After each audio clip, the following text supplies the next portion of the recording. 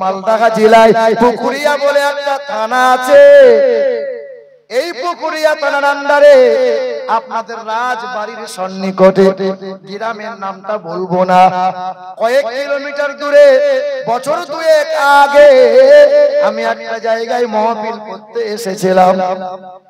ভাইরা আমার, ওই মালদা জেলার পুকুরিয়া থানার আন্ডারে এক গ্রামে বসবাস করে হিন্দু ঘরের ছেলে। ছেলেটার নাম হলো রমেশ ব্যানার্জি। ছেলেটা বামুন ঘরের ছেলে। ছেলে যজ্ঞ করে গলায় পইতে ঝুলিয়েছে, মাঝে মধ্যে পূজা অর্চনাও করে। ওই ছেলে হঠাৎ করে আমাকে ফোন দিয়ে বলে, আপনি মাঝে মধ্যে বেদ পুরাণ পড়েন, ইতিহাস নিয়ে আলোচনা করেন, আপনার বক্তব্যগুলো শুনি ভালো লাগে, তবে আপনার কাছে কিছু প্রশ্ন আছে, সাক্ষাতে বলতে চাই। বলে, বাবা আমার বাড়িতে এসে হাজির হয়ে যাও। ভোরের বেলা ইন্টারসিটি ট্রেন ধরে বেলা 9টার সময় আমার বাড়িতে হাজির হলো। কয়েকটা প্রশ্ন নিয়ে গিয়েছিল। ওই প্রশ্ন একে একে করে একটা একটা করে জবাব পেয়ে যায়। ছেলেটা আমার ঘরে খাবার খেলো। ছেলেটাকে বলি, বাবা বাড়ি যা, আমার তো রাতের বেলায় কলকাতায় মাহফিল আছে। ওই ছেলে বলে, হুজুর বাড়ি আমি খালি হাতে যাব না, তবে কি নিয়ে যাবি? তবে একটা কাজ কর, পৃথিবীর সবচেয়ে বড় সম্পদ সেটা হলো কালেমা লা ইলাহা ইল্লাল্লাহু মুহাম্মাদুর রাসূলুল্লাহ। কালেমা পড়ে নে। বলে, হুজুর যদি কলেমা পড়ি প্রতিবেশীর লোক আমাকে রাখবে না, বাপ মা আমাকে ঘরে ঠাঁই দেবে না, আগে কালেমা পড়, পরে কি হবে দেখা যাবে। ওই নওজোয়ান যুবক 26 বছর বয়স, ছেলেটার নাম হলো রমেশ। এখনো আমার কাছে ভোটার কার্ড আধার কার্ড আছে, এখনো ভিডিও তার নামে এবিডিবির কাগজ দেয় নাই। কোর্টে গিয়ে আধার কার্ড হয়েছে, কিন্তু রেশন কার্ড এখনো বদলাতে পারে নাই। মুসলমান ভাইরা আমার, ও নওজোয়ান যুবকেরা, রমেশ বলে ওই ছেলেটা করলো কি, আমার কাছে বসে আগে কালেমা পড়ে নিল, পরে গোসল করে নিল। তাকে আগে বললাম, বাবা গোসল করা শেখ, পবিত্রতা হওয়া লাগবে। ঘরে ছিল কাঞ্জুল ইমান বাংলার অনুবাদ, ওই কিতাব তার হাতে তুলে দিয়ে বললাম, এই কিতাবটা বাড়ি নিয়ে যাও, মাঝে মধ্যে কিতাবটা পড়িও। ছেলে ওই কোরআন বাড়ি নিয়ে এলো। রাতের বেলায় যখন গুনগুন করে কোরআন পড়ে, মা শুনতে পেয়ে ছেলেকে বলে, খোকা কি পড়িস? মহাভারত পড়িস, রামায়ণ পড়িস? বলে, না মা, এটা হলো আল্লাহর মহাকালাম, যার নাম হলো কোরআন। বলে, বাবা আমার ঘরে কোরআন পড়িস না, কোরআন পড়িস নে, এলাকার মানুষ প্রতিবেশীর মানুষ কেউ যদি জানতে পারে আমাদের আর এলাকায় থাকতে দেবে না। বাবা জানতে পেরে ছেলেকে বলল, খোকা কোরআন পড়া বন্ধ কর, এই কোরআনকে ত্যাগ করে দে। ছেলে বলল, বাবা কোরআন যে মধুর কালাম, এই কোরআন বুকে আঁকড়ে নিয়েছে, কোরআন আমি ছাড়তে পারবো না। যাকে কোনোদিন চোখে দেখি নাই, কখনো স্পর্শ করে ছুঁয়ে দেখি নাই, নবী মুহাম্মদুর রাসূলুল্লাহ, তাকে বড় মহব্বত করে নিয়েছি, হৃদয় থেকে ফেলতে পারবো না। বাবা তুমি আমাকে কোরআন বাদ দিতে বলো না। বলে, হয় কোরআন পড়, হয় কোরআন নে, না হলে বাপ মা ছাড়, যেটা হোক একটা নে। হয় কোরআন নিবি, না হলে বাপ মাকে ত্যাগ করে দি। আর যদি বাপ মায়ের ঘরে থাকতে চাস, তাহলে কোরআনকে এখনই আগুনে পুড়িয়ে দে। ছেলের হাত থেকে কোরআন ছিনিয়ে নেওয়া হলো। কোরআন ফেলবে, বাপ কোরআন ছিনিয়ে নিয়েছে, কোরআন ফেলে দেবে, সঙ্গে সঙ্গে ছুটে গিয়ে বাবার হাত ধরে কোরআন ছিনিয়ে নিয়ে বলেছিল, বাবা জান থাকতে আল্লাহর কালামকে মাটিতে ফেলতে দেব না, যতদিন জান আছে ততদিন কোরআন ইনশাআল্লাহ থাকবে। ওই ঘরে 7 দিন এই ঝামেলা হওয়ার পরে 7 দিন কোরআন পড়ে। এ মুসলমান আমার তার কালেমা পড়ে বাড়ি চলে এসেছে। ঘটনা ঘটছে রাজবাড়ি এলাকায় জালসা ছিল। রাজবাড়ি থেকে রাস্তার ডান দিক থেকে কয়েক কিলোমিটার দূরে ওই গ্রামে মাহফিল গিয়েছিলাম। রাত্রি 11টার সময় স্টেজে উঠেছিলাম। রাত 1টার সময় মাহফিল শেষ হয়েছিল। আখিরি মুনাজাত করলাম। মুরব্বি মানুষেরা সবাই একে একে সালাম মুসাফা করে, দোয়া দেয়, দোয়া নেয়। কত নওজোয়ান যুবকেরা উম্মাদ হয়েছিল, বারবার সবাই যেন সব সালাম মুসাফা করছিল। কিন্তু একটা নওজোয়ান যুবককে আমি বারবার দেখছিলাম ডান দিকে প্যান্ডেলের এক কোণে দাঁড়িয়ে দাঁড়িয়ে কান্না করছিল।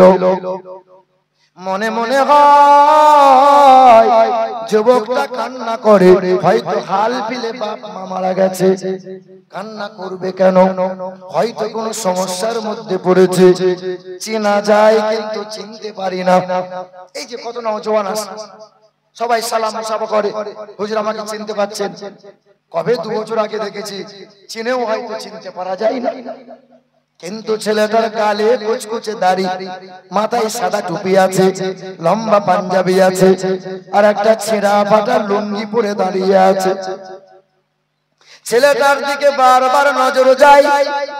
সবাই একে একে বিদায় নিয়ে বাড়ি বাড়ি চলে যায়। স্টেজ থেকে যখন নামলাম মনে হয় চলে যাব, কিন্তু যুবকটা কাঁদে কেন? কয়েক কদম আগিয়ে গেলাম। তুমি কান্না কেন করো? ছুটে এসে সালাম দিয়ে হাতে চুমা দিয়ে বুকে আঁকড়ে ধরে, হুজুর আপনি ভালো আছেন? আমি বললাম আমি তো ভালো আছি। যুবক তুমি কান্না করো কেন? তোমার কি বাপ মা মারা গেছে? না হুজুর, বাপ মা মারা যায় নাই। কিসের জন্য কান্না করো? তোমার কি কোনো সমস্যা হয়েছে? ছেলেটা চোখের পানি ফেলে আর বলে, হুজুর আপনি কি আমাকে চিনতে পারেন না? আজ 1.5 বছর হয়ে গেল আমি আপনার বাড়িতে গিয়েছিলাম। আমি কালেমা পড়ে কোরআনটা বুকে নিয়ে বাড়ি এলাম। আমার বাড়িতে কোরআন পড়ছিলাম। কয়েকদিন কোরআন পড়েছি।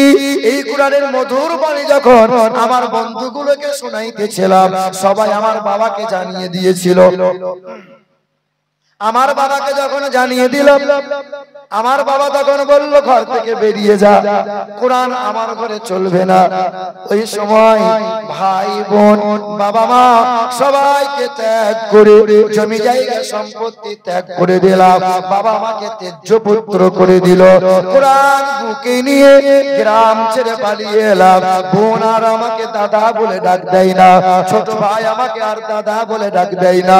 মায়ের সামনে দিয়ে যায় আর আমাকে মা বেটা বলে ডাক দেয় না। হুজুর এখন আমার দিন কাল বড় কষ্টের। পরের দোকানে কাজ করি, কখনো স্টেশনে রাত কাটাই। হুজুর আমার জন্য একটু দোয়া করে দেন, যেন আল্লাহ পাক আমাকে একটু দুনিয়ার টাকার জন্য ব্যবস্থা করে দেয়। তবে মনে বড় তামান্না, চোখের পানি পড়ে। দুনিয়া সামান্য সুখ শান্তির জন্য গোনা, যাকে কোনোদিন চোখে দেখি নাই, যাকে হাত দিয়ে কখনো স্পর্শ করি নাই, ওই নবী মুহাম্মদুর রাসূলুল্লাহ যদি জীবনে একবার স্বপ্ন যোগে নবীকে দেখতাম, আমার নসিবটা খুশ নসিব হয়ে যেত। এ নওজোয়ান যুবকেরা, তোমাদের বয়স তো 20 বছর 22 বছর হলো, তোমাদের বয়স তো 26 বছর 30 বছর হলো। আজ যুবতী মহিলার সৌন্দর্যতা দেখে কত মানুষ তাকিয়ে তাকিয়ে দেখে। আজ তোমার সৌন্দর্যতা রয়েছে নওজোয়ান, তাই তো কত মহিলা তোমাকে তাকিয়ে তাকিয়ে দেখে। আজ নওজোয়ান আছে, যৌবন আছে, কাল তোমার থাকবে না। 40 বছর যখন পার হয়ে যাবে, 50 বছরে যখন পা দিয়ে দেবে, সবাই তোমাকে বুড়া বলবে, কেউ তোমার রূপ আর তাকিয়ে দেখবে না। আল্লাহর নবী বলেন, এ নওজোয়ান যুবকেরা, সবচেয়ে বেশি মহব্বত করেছি নওজোয়ান যুবক যারা, আর যৌবন অবস্থায় নবীকে মহব্বত করবে যারা, নবীর আসলে পিয়ারা হবে তারা।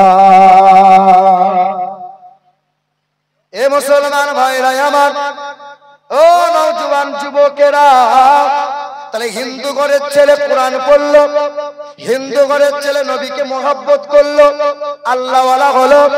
এ নওজোয়ান যুবকেরা, আল্লাহর নবীর বাবাও তো যুবক ছিলেন যখন হযরতে আব্দুল্লাহ নওজোয়ান যুবক ছিল। মক্কার একজন রূপবতী মহিলা, তার নাম হলো মারিয়াম। ওই মারিয়াম বলে মহিলাটা পথের মাঝে আব্দুল্লাহকে দাঁড় করাইলো। ওরে আব্দুল্লাহ, আমার মনে বড় তামান্না। কি বলতে চাইছো মারিয়াম? মারিয়াম বলে, আব্দুল্লাহ, আমার মনে বড় স্বপ্ন এঁকেছি, তুমি যদি আমাকে বিবাহ করে নাও, আমি যদি তোমার বিবি হয়ে যাই, আমার নসিবটা খুশনসিব হয়ে যাবে।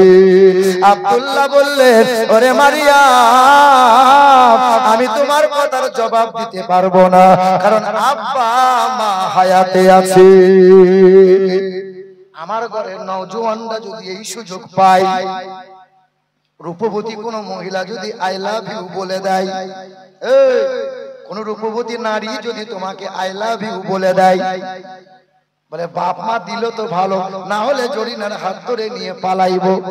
বলো বলো মুসলমান ভাইরা আমার, হযরতে আব্দুল্লাহ বাড়ি এলেন, আব্বাকে শুনাইলেন। হযরতে আব্দুল মুত্তালিব বললেন, আব্দুল্লাহ, মক্কার জমিনে তোমার বিবাহ দেব না। ওরে আব্দুল্লাহ, আমার এক ব্যবসায়ী সফর সঙ্গী আছে, ইয়াসরিবে তার বাড়ি, তার নাম হলো আব্দুল ওয়াহাব জুহরি। আব্দুল্লাহ রাদিয়াল্লাহু তাআলা আনহুর হাতটা ধরে নিলেন, মক্কা থেকে চলে গেলেন, ইয়াসরিবে গেলেন। আব্দুল ওয়াহাব জুহরির কন্যাকে দেখলেন, মায়া আমিনাকে দেখে হযরতে আব্দুল্লাহ মুগ্ধ হয়ে গেল, বিবাহের আসনে বসে গেল। 3 দিন শ্বশুর বাড়ি রইল। কয়দিন? শ্বশুর বাড়ি থাকতে হবে কয়দিন? 3 দিনের বেশি কি বেড়ানো যায়? মুফতি সাহেবরা ফতোয়া দেবে, 3 দিনের বেশি যদি কেউ বেড়ায়, খাবারটা তো সাদকা হয়ে যায়। এ মুসলমান, তাহলে বেড়াতে হবে কতদিন? কথা বলে না, মুরব্বীরাও তো বিয়ে করেছে, শ্বশুর বাড়ি কতদিন গেছে?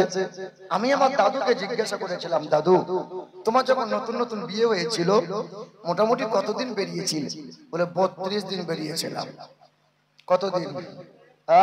বলে শ্বশুর বাড়ি যেতেও বলে না, বাড়ি যাবো না, একটা হাঁড়ি খালি করে এসেছি। সাংঘাতিক কাজ করেছে, তুমি তো আল্লাহর ওলি। চা শ্বশুর বলো, মামা শ্বশুর বলো, সালাসা মন্দির বাড়িতে বলো, 3 দিনের বেশি বেড়ানো যায়? বেড়াবো 3 দিনের বেশি? এ মুসলমান ভাইরা আমার, হযরতে আব্দুল্লাহ শ্বশুর বাড়ি থেকে বিদায় নিয়ে মক্কার জমিনে রওনা দিলেন। কিছুদিন পর মা মারিয়াম, ওই মারিয়ামের সঙ্গে সাক্ষাৎ হলো। মারিয়াম বলে মহিলা তখন বলতেছিল, ওরে আব্দুল্লাহ, আর তোমাকে ডিস্টার্ব করব না, আর তোমাকে বিবাহের কথা বলবো না, আর তোমার বিবি হব, এই আশা আমি মারিয়াম করব না। এ মারিয়াম, হলোটা কি? বলে আব্দুল্লাহ, তোমার বংশ অনেক বড়, আমি মারিয়াম তোমাকে এই জন্য বিবাহ করতে চাই নাই। জানো আব্দুল্লাহ, তোমার চেহারা বড় নুরানি, তাই তোমাকে বিবাহ করতে চাই নাই। আমার মক্কার জমিনে বড় পণ্ডিত হলো আমার ভাই, তার নাম হলো ওয়ারকা ইবনে নাওফাল। আমার ভাই তাওরাত কিতাব পড়তে পারে, আমার ভাই ইনজিল কিতাব পড়তে পারে, জাবুর কিতাব পড়তে পারে। আমার ভাইয়ের মুখে থেকে আমি শুনলাম, পৃথিবীর জমিনে দ্বাদশং সকল পক্ষস মাধব মাসি মাধবম, পৃথিবীর জমিনে মহানবীর আবির্ভাব হবে, আর মহানবীর বাবা হবেন তিনি, তার নাম হবে আব্দুল্লাহ, তার কপালে থাকবে নূরে মুহাম্মাদি। কলকি পুরাণে লেখা আছে, 3 নম্বর অধ্যায় 25 নম্বর শ্লোক, দ্বাদশং সকল পক্ষস মাধবে মাসি মাধবম জাতং দত্তা সাতু পুতরং পিতর উষ্ট্র মনুষ্য সম্ভালে বিষ্ণু যশাসো গিরিগে প্রাদুর্ভবম মহাম সুমতং বিষ্ণু যশাসো গর্ভমদত্ত বৈষ্ণব। পৃথিবীর জমিনে মহানবীর আবির্ভাব হবে। বাবার নাম হবে আব্দুল্লাহ, মায়ের নাম হবে আমিনা। আসবেন তিনি মাধব মাসে, আসবেন তিনি 12 তারিখ, তারিখে আসবেন তিনি রবিউল আউয়াল মাসে, আসবেন তিনি সাম্বালা শহরে। তিনি হবেন বিশ্বের মহান নেতা জনাবে মুহাম্মদুর রাসূলুল্লাহ। এ মুসলমান ভাইরা আমার, ধৈর্য ধরেন। এই তো করণদিঘি থানার ঘটনা শোনাইবো আপনাকে। এ নওজোয়ান যুবকেরা, নবীজির আব্বা হযরতে আব্দুল্লাহ যখন তার বিবাহ হয়েছিল, সোমবারের দিন ছিল। নবীজির আব্বা হযরতে আব্দুল্লাহ যখন তার ব্যবসায়িক ইন্তেকাল হয়ে গেল, দিনটা ছিল সোমবারের দিনে। নবী আমার পৃথিবীতে ভূমিষ্ঠ হলো সোমবারের দিনে। নবী আমার মক্কা থেকে মদিনায় গেল সোমবারের দিন ছিল। নবীর কোলে মা খাদিজা জনমের মতো ঘুমিয়ে গেল সোমবারের দিন ছিল। নবী আমার মক্কা বিজয় করেছিল সোমবারের দিন ছিল। নবী আমার পৃথিবী থেকে পর্দা নিয়ে নিলেন, বিদায় নিয়ে নিলেন সোমবারের দিন ছিল। তাই তো নবী আমার সোমবারে রোজা পালন করেন। ইয়া রাসূলুল্লাহ, সোমবারের দিনে কেন রোজা পালন করেন? নবী আমার বলেন, সোমবারের দিনে আমি নবী ভূমিষ্ঠ হয়েছি, সোমবারের দিনে আমি নবীর প্রতি কুরআন নাজিল হয়েছে। এ মুসলমান, নবীকে মোহাব্বত করে তারা প্রতি সোমবারে রোজা পালন করবে যারা। একদিন নয়, প্রতি সোমবারে। এ নওজোয়ান যুবকেরা, নবী যখন পৃথিবীতে ভূমিষ্ঠ হলো, নবী খাতনা করা অবস্থায় পৃথিবীতে এলো। ঠিক না ভুল বলেন? কত হিন্দু ভাইরা বলে কাটুয়া, কি বলে? মুসলমানদেরকে দেখে বলে কাটুয়া, বলে কি বলে না? এই তো করণদিঘি, করণদিঘি, করণদিঘি জায়গাটার নাম রাঘবপুর বলে একটা জায়গা আছে। এ মুসলমান ভাইরা আমার, এক বাঙাল ছেলে বাংলাদেশ থেকে আসা, ওই ছেলেটা গলায় ওই মানে তুলসী গাছের মালা লাগিয়েছে। মাঝে মধ্যে আমাকে ফোন করে আর বাজে বাজে কমেন্ট করে। হঠাৎ একদিন তার পেশাব বন্ধ হয়ে গেছে, পেশাব হয় না, দিয়ে আমাকে বলছে হুজুর ফোনে ফোনে একটু ফুঁক দিয়ে দেন। মানে পেশাব হয় না, বন্ধ হয়ে গেছে, ফোনে ফোনে ফুঁক দিতে হবে। আর কোনো কায়দা নাই, ডাক্তারখানা যা দি মুসলমান হ। ওই ছেলে বলে হুজুর ফুঁকে কি কাজ হবে না? কাজ হলেও আর কিছু করার নাই। মুসলমান বিরোধী কথাবার্তা, মুসলমানদেরকে কটাক্ষ করে, বাজে বাজে মন্তব্য করে ফেসবুকে পোস্ট করে। ওই ছেলের পেশাবখানা বন্ধ হয়ে গেছে, ডাক্তারখানা গেল। ডাক্তার বলে তোমার গনোরিয়া হয়ে গেছে, তোমার অপারেশন করা লাগবে। আয়রন জমে জমে, আয়রন জমে জমে তোমার নালীটা বন্ধ হয়ে গেছে। মুসলমানদের মতো খাতনা করা লাগবে। উপায় নাই, আর তাবিজে কাজ হয় না, আর ঠাকুর বাড়ি গিয়ে ঝাড়ফুঁকেও কাজ হয় না। সার্জন কি করলো? অপারেশন করে দিল। 7 দিন পরে ফোন করে বলছে হুজুর কাজ হয়ে গেছে। কি কাজ? মানে মুসলমানি হয়ে গেছে। আরে ভাই ভাই আমার, আল্লাহ ছাড় দেয় কিন্তু ছেড়ে দেয় না। এই রকম করে পাকড়াও করে আমার আল্লাহ। এ মুসলমান বাবাজিরা, ভাই ভাই আমার, ও নওজোয়ান যুবকেরা, আমেরিকা দেশের বৈজ্ঞানিকরা 4 বছর রিসার্চ করলো। খ্রিস্টান পাদ্রীদেরকে বলে দিল, এ খ্রিস্টান ধর্মের পাদ্রীরা শিশুকালে বাচ্চাদের খাতনা করে দাও। বলে কেন করব? বলে মুসলমানরা খাতনা করে আর পেশাব করে পানি নেয়। এই 2 কারণে কোন মুসলমানদের 4 রোগ লজ্জাস্থানে হয় না। কয় রোগ হয় না? 4 রোগ কখনো হয় না। মুসলমানদের লজ্জাস্থানে ক্যান্সার হয় না, মুসলমানদের লজ্জাস্থানে এইডস হয় না, মুসলমানদের গনোরিয়া হয় না, মুসলমানদের কখনো সিফিলিস নামক রোগ হয় না। আজও খ্রিস্টান ধর্মের শিশুকালে বাচ্চাদের খাতনা করে দেয়া হয়। বেদে লেখা আছে নির্বলিঙ্গ ছিদ নম কোটি শনি নম। পৃথিবীর জমিনে আসবেন তিনি জগৎ গুরু হয়ে, আসবেন তিনি বিশ্বের মহান নেতা। খাতনা করা অবস্থায় আসবেন আর মুক্তির কথা তিনি মানব জাতিকে শোনাইবে। জোরে হবে না? আর একটু মহব্বতের সঙ্গে বলেন নারে তাকবীর, নারে তাকবীর, নারে রিসালাত। নারে হায়দারি হায়দারি মাসলাকে আলা হযরত। অসুবিধা হচ্ছে আপনাদের? আমার খুব কষ্ট হচ্ছে, খুব প্রেসার দিতে হচ্ছে আমার। হ্যাঁ, এ মুসলমান ভাইরা আমার, এ নওজোয়ান যুবকেরা, নবীজি পৃথিবীর জমিনে ভূমিষ্ঠ হলেন। মা আমেনা ফুপিয়ে ফুপিয়ে কান্না করেছিলেন। মা আমেনা কান্না করে চোখের পানি ফেললেন। শ্বশুর শাশুড়ি মা জিজ্ঞাসা করেছিল, আমেনা চোখের পানি কেন ফেলিস রে মা? তোর তো সুখের দিন, নুরানি সন্তান, এই রকম সন্তান আর কেউ পাবে না।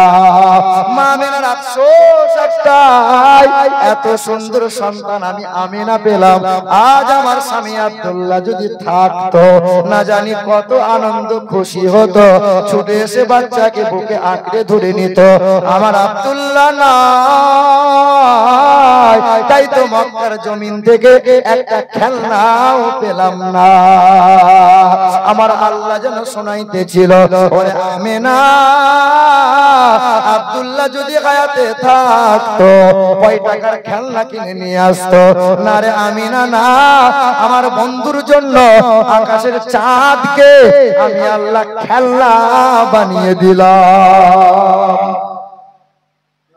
আকাশের চাঁদ, হ্যাঁ, নবীজির চাচা হযরত আব্বাস রাদিয়াল্লাহু তাআলা আনহু বলেন, ইয়া রাসূলুল্লাহ, আপনি 12 তারিখে ভূমিষ্ঠ হয়েছিলেন, 14 তারিখে রাত্রিতে আমি আপনাকে দেখতে গিয়েছিলাম। পূর্ণিমার রাত ছিল গো নবী, আপনি দোলনায় শুয়েছিলেন, তবে আকাশের দিকে আঙ্গুলটা ইশারা করছিলেন। যেদিকে আঙ্গুলে ইশারা করেন আকাশের চাঁদটা ওই দিকে ঢলে ঢলে যায়। বাম দিকে করেন আকাশের চাঁদ বাম দিকে যায়। তখন আল্লাহর নবী বলছিলেন, চাচা আপনি কি জানেন না, কানাল কামার ইউনাজিনি ওয়া ইউহাকিনি ওয়া ইয়ামনাউনি মিনাল বুকা। চাচা আপনি কি জানেন না, শিশুকালে আব্বার হাত ধরে কখনো হাঁটার সুযোগ পাই নাই, কখনো আব্বা এসে আমাকে কোলে নিয়ে সান্ত্বনা দেয় নাই। ওগো চাচা,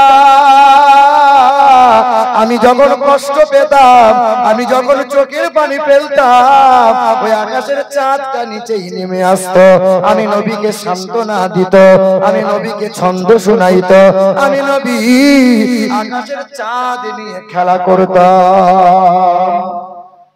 ওই রাসূল আকাশের চাঁদকে দুফালা করেছেন, করেছেন না করেন নাই?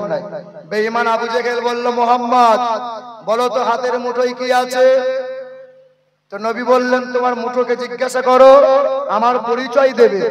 কাকর পাথর বলেছিল, আশহাদু আন্নাকা মুহাম্মাদুর রাসূলুল্লাহ, বলে মুহাম্মদ এই যে তোমার জাদু আছে। না না না না, কালেমা পড়ে মুসলমান হব মুহাম্মদ সাল্লাল্লাহু আলাইহি ওয়াসাল্লাম। তুমি যদি আকাশের চাঁদকে দু টুকরো করে দেখাও। তা নবী আমার আকাশের চাঁদকে দু টুকরো করেছিলেন।